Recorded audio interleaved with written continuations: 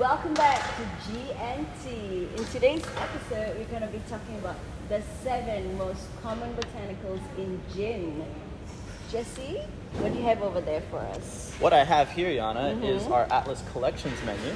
So in here, you'll find a description, flavor profile, most common botanicals, categories and subcategories of all of our 1,400 gins in our collection.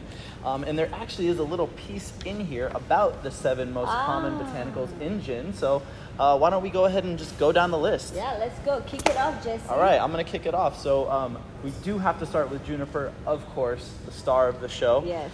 So Juniper is basically a small berry, if you will, with a little bit of flesh.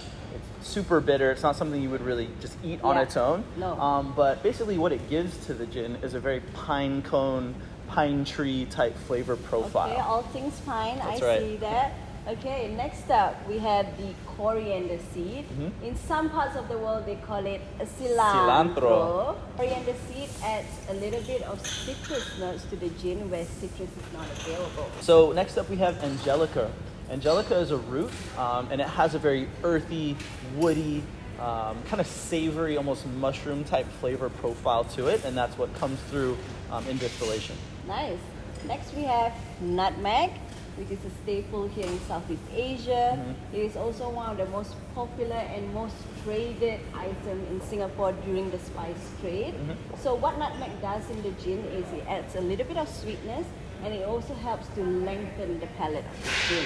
Beautiful, beautiful. Nice. So let's keep it moving, Yes. and we're going to go to orris root next. Actually, when you look at orris root, it kind of has a similar kind of rooty look to Angelica, but the flavor profile is totally different. It is very aromatic, very floral, so that's what comes through in the gin. Nice. Next up, we have Cassia. Cassia bark, yes. So Cassia actually resembles cinnamon. It looks absolutely the same. But what Cassia does is that it adds a bit of sweetness to your gin, and it also adds some warming notes to your gin. Beautiful. Yeah. And last but not least, we have citrus. Citrus is a very important part in the botanical blend, probably prevalent in about 99% of gins made around the world.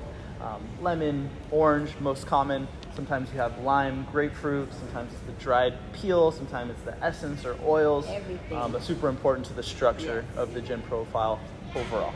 And there you have it, the 7 most common gin botanicals. Yes, 100%. Now hopefully you know a little bit more about that. Please do like and subscribe, and we'll see you next time and every time for all things gin. See Bye-bye. you. All right. Oh, wait, sorry.